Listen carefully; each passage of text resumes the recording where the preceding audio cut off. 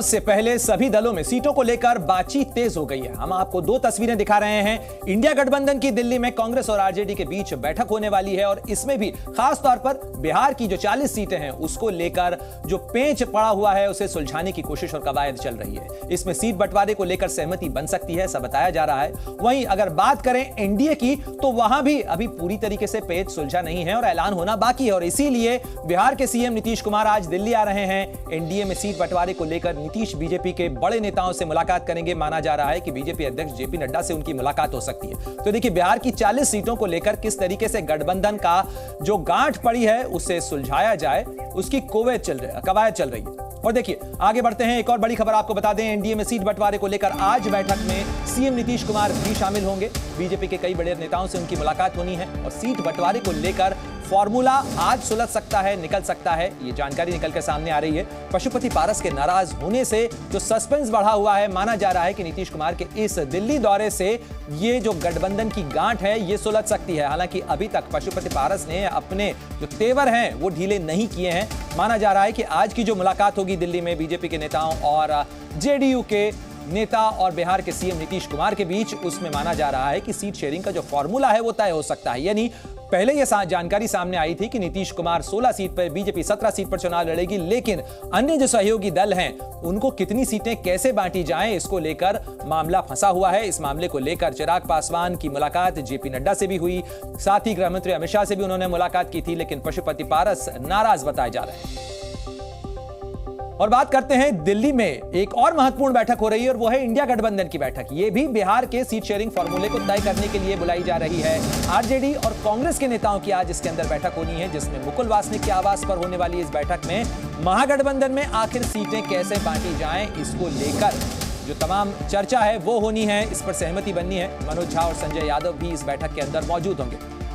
तो गठबंधन के वार्ता को आगे बढ़ाने के लिए जो महागठबंधन में कांग्रेस की तरफ से प्रतिनिधि तय किए गए हैं, मुकुल वासनिक उनके साथ बैठक करेंगे। मनोज झा और संजय यादव इस बैठक के अंदर शामिल होंगे। आरजेडी और कांग्रेस के नेताओं की यह बैठक माना जा रहा है कि इस पेंच को सुलझाने में मददगार साबित हो सकती है। कल मुंबई के अंदर तेजस्वी यादव राहुल गांधी के साथ भारत जोड़ो यात्रा के मंच पर नजर आए थे, लेकिन सीट को लेकर जो दावे किए जा रहे हैं बिहार के अंदर वो कांग्रेस के दावे बड़े हैं। आरजेडी उसके अंदर ज्यादा सीटें देने को तैयार नहीं है और यहीं पे पेंच फंसा हुआ है। तो देखिए दो तरफ आज बैठकें होनी है। दिल्ली की दो महत्वपूर्ण बैठकों की जानकारी आपको बता दें, दोनों अलग अलग खेमे हैं।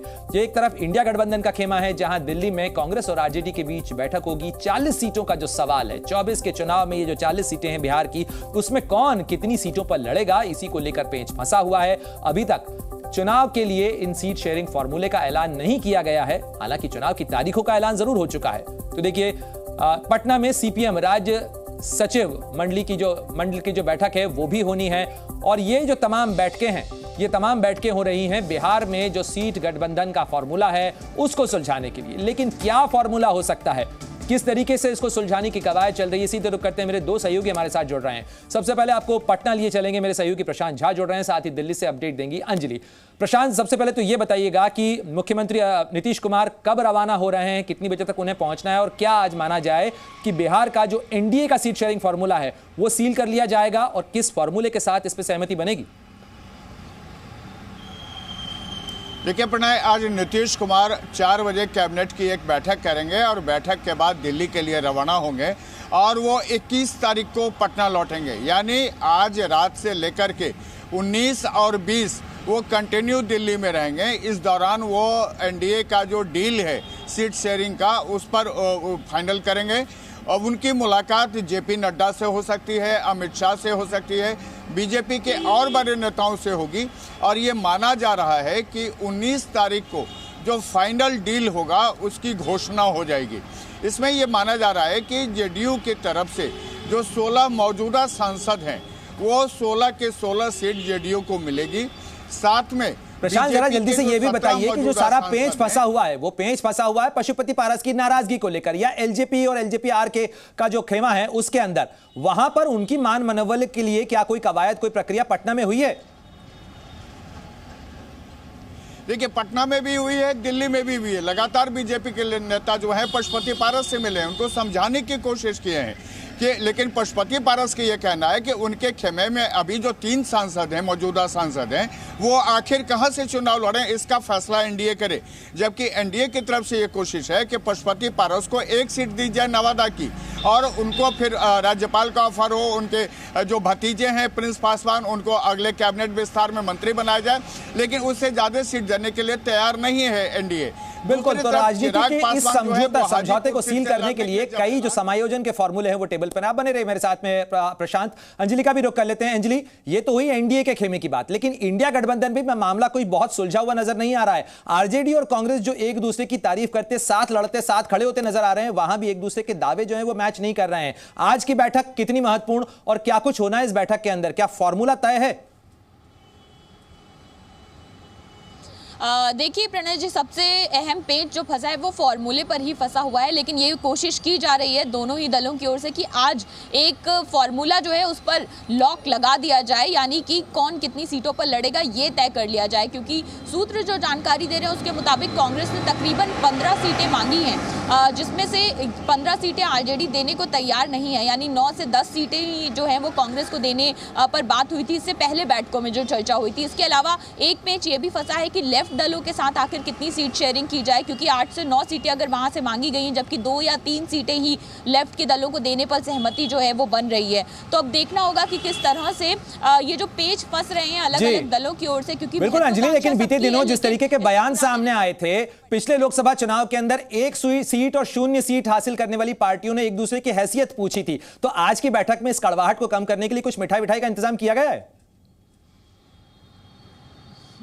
बिल्कुल, देखिए कड़वाहट कम करनी बेहद ज़रूरी है और अब शायद समय भी ज़्यादा नहीं रह गया है कि आप मान मरम्मल में जो है वो समय खराब करें, क्योंकि चुनाव की तारीखों का तो ऐलान हो चुका है, यानी चुनाव सर पर हैं। बिहार में सभी 7 चरणों में चुनाव होने हैं, तो सबसे पहली चरण में जब पोलिंग की जाएगी तो उससे पहले आपके कैंडिडेट्स भी तय होने चाहिए, उनका नामांकन भी भर जाना चाहिए। तो पहले ये तय करना बेहद ज़रूरी है कि सीट जो है वो कौन किस पर कितनी सीटें लड़ेगा, और उसके बाद फिर उम्मीदवारों के नाम पर भी मंथन अभी किया जाएगा। तो समय ज्यादा नहीं है और इसलिए ऐसा माना जा रहा है कि आज की जो बैठक होगी मुकुल वासनिक के घर पर, इस पर मुहर। अंजलि जरा जल्दी से बताइएगा ये बैठक कितनी बजे होनी है दिल्ली के अंदर मुकुल वासनिक के आवास पर?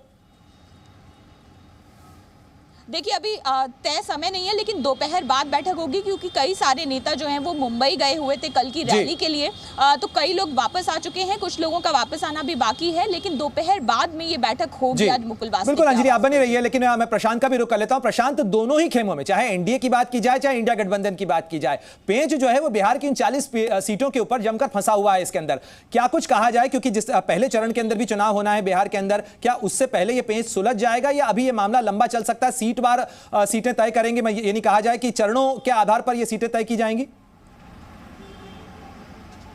बिल्कुल सही कह रहे हैं पटेल। देखिए जो स्थितियां बन गई हैं, जिस तरह से आपस में विवाद है, उसमें सीट वाइज, फेज वाइज कहिए इस सीटों का निर्णय होगा। क्योंकि जो पहला फेज है, जिस फेज में गया है, औरंगाबाद है, नवादा है और जमुई है, पहले ये 4 सीट का फैसला करेंगे। जो कि आपको बता दें कि इंडिया गठबंधन में यानी महागठबंधन में पहले वाम दल नहीं थे साथ में, लेकिन इस बार जब वाम दल शामिल हुए हैं तो निस्संदेह उन्होंने जितनी सीटें मांगी है उनको एक तो भरोसे में भी लेना है, उनको सीटें भी देनी है, नहीं तो आरजेडी और प्रशांत आप ठीक कह रहे हैं। दरअसल गठबंधन चलता ही भरोसे के आधार पर है और फिलहाल यहां पे भरोसा का संकट भी देखने को मिल रहा है। बहुत शुक्रिया आपका जानकारी देने के लिए। साथ ही अंजलि आपका भी बहुत बहुत शुक्रिया।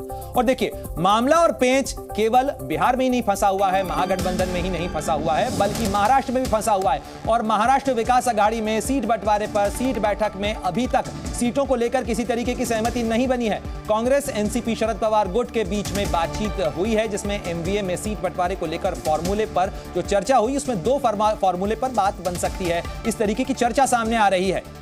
महाराष्ट्र महाविकास अघाड़ी जो है उसके अंदर सीट बंटवारे की बैठक हुई, अभी तक सीटों पर किसी तरीके की सहमति नहीं बनी है। और देखिए, कल महाराष्ट्र के मुंबई के अंदर बड़ी रैली थी, विपक्ष की बड़ी रैली थी, इंडिया गठबंधन के कई बड़े नेता उस मंच के ऊपर मौजूद थे, लेकिन जिस महाराष्ट्र की धरती पर एकता दिखाने की कोशिश हो रही थी, उसमें भी एमवीए के बीच में किसी तरीके के सीट शेयरिंग फॉर्मूले को लेकर सहमति नहीं बनी हुई है। तो देखिए, फॉर्मूले क्या क्या है वो भी आपको बता देते हैं। महाराष्ट्र में इंडिया गठबंधन का फॉर्मूला है, शिवसेना 20 सीटों पर चुनाव लड़ेगी, शिवसेना उद्धव गुट की यहां बात कर रहे हैं। साथ ही कांग्रेस 15 सीटों पर चुनाव लड़ेगी, एनसीपी शरद पवार गुट जो है वो 9 सीटों पर चुनाव लड़ेगा, साथ ही वंचित बहुजन अघाड़ी जो 4 सीटों पर चुनाव लड़ेगी। जी न्यूज।